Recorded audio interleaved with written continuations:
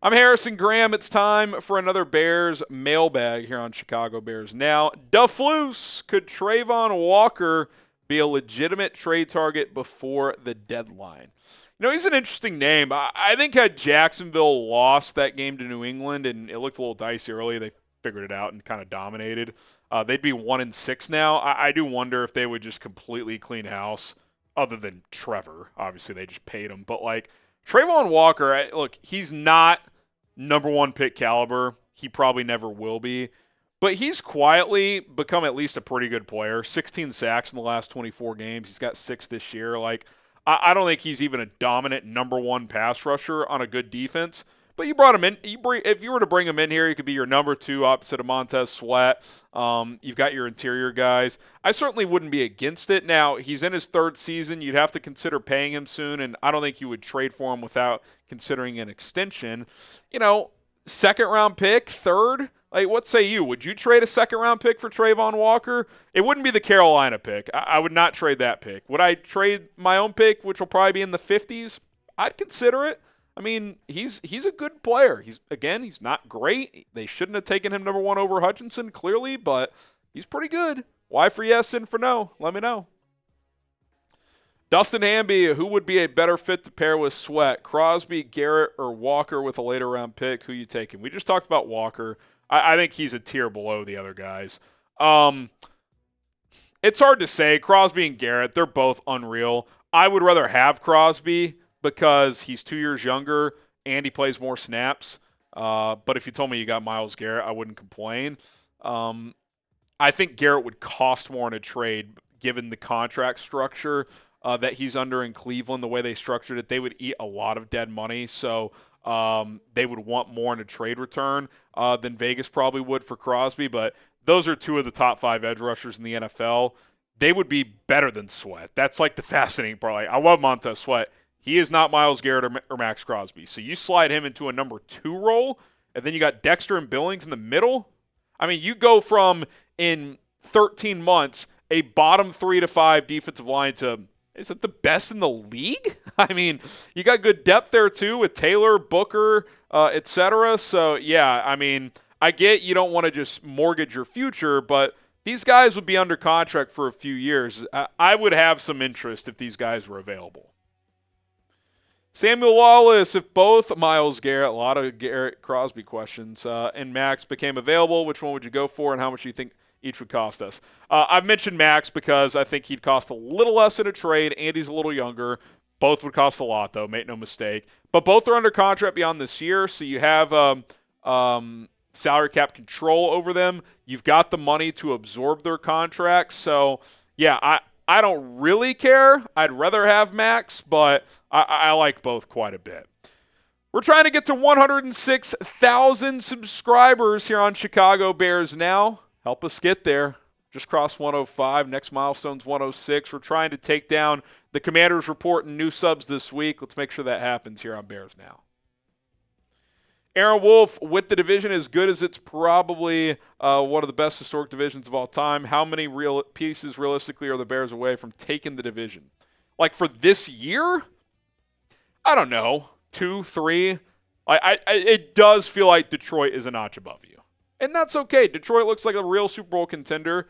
Now, could Hutchinson's injury hold them back? Absolutely. Let's see how the next few weeks play out. But, I don't think the gap between you and Green Bay is that significant.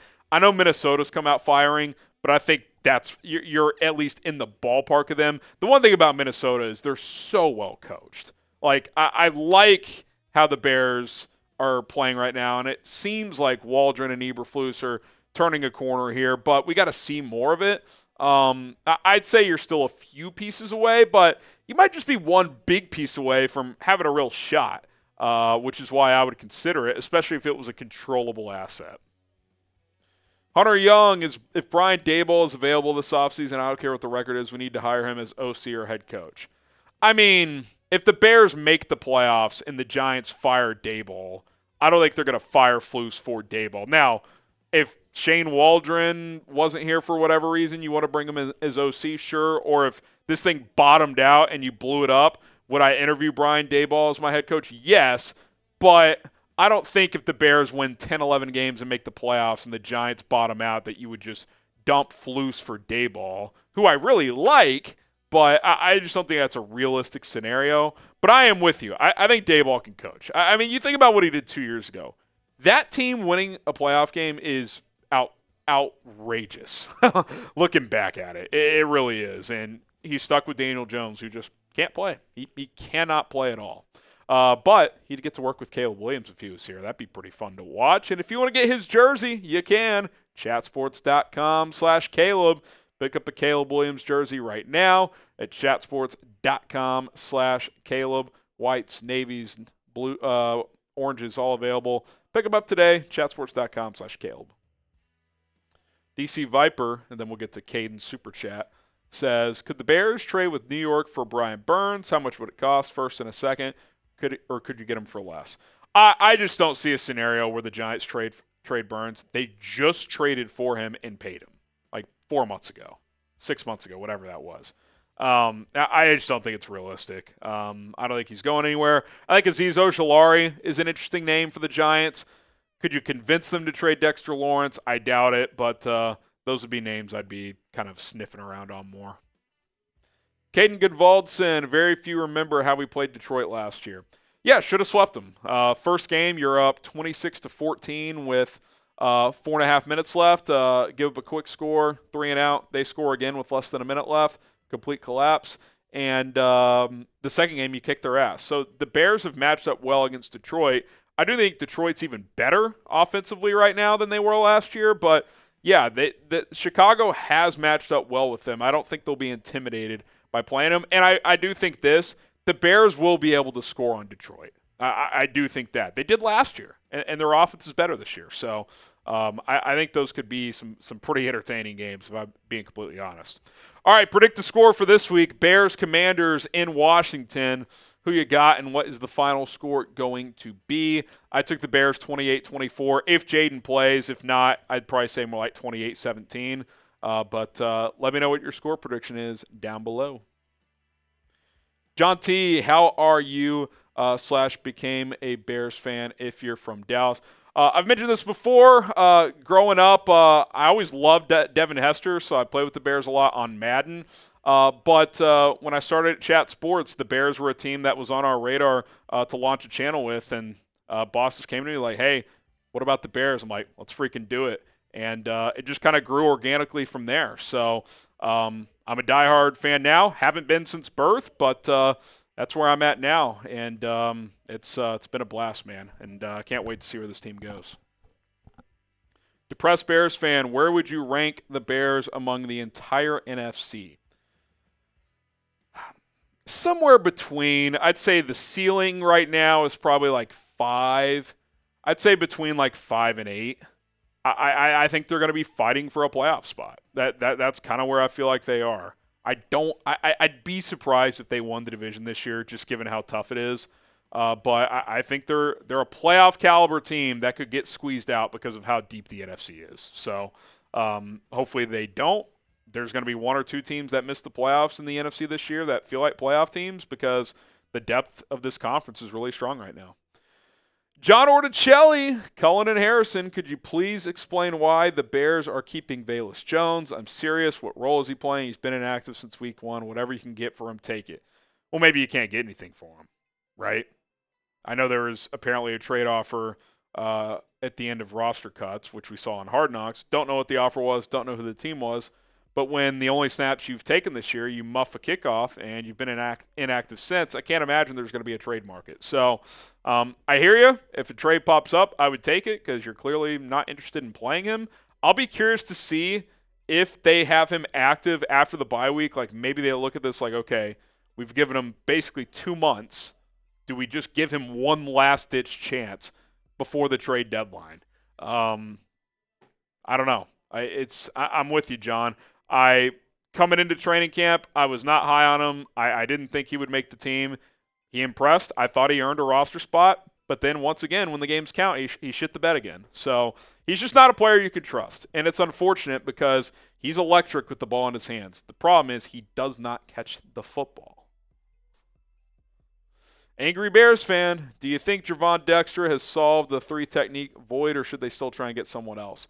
I think he's clearly a starter, right? Like, now whether or not he's an all-pro, I think he's got ways to go there, but I think you don't need to add a high-level 3 tech. Now, I don't know if some guy unforeseen became available there and you wanted to add a piece, sure, but I don't think you need to be searching for a 3 tech. Now, like, Dexter Lawrence is like a 1 tech who can play like a 3 tech, so if somehow he became available and you got him, I think you would just line him up next to Dexter and you would rotate Billings in. But, yeah, I'm happy where Dexter is at right now, and I feel like year 1 we saw flashes. Year 2, you're seeing more production. Next year, if he continues this kind of organic growth, he could be a high level player. Jacob, any news on Tyson Bagent trade rumors? I haven't seen anything. I would be shocked if he were to get traded just because he's one of the best luxuries in the NFL. A quality backup quarterback that knows his role, is not trying to, be your starter, and he's cheap as hell. I mean, when that's what you want out of your backup. No drama, solid, cheap. He checks all those boxes. Mike Nintendo Master, will the Bears beat the Packers once this season? Producer Colin thinks both. They're getting both. You hear the man. I predicted they would split. I feel like a sucker because they haven't beaten them since 2018, so it's kind of you need to see it to believe it. But I think the teams are pretty close in terms of talent and caliber. They should at least split.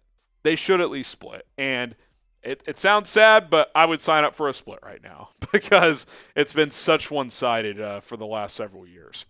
All right, thank you so much for all of your questions. I see your super chat, Caden. He says, you're part of the Bears family now, Harrison FGB. Shout out to Caden, FGB in the chat.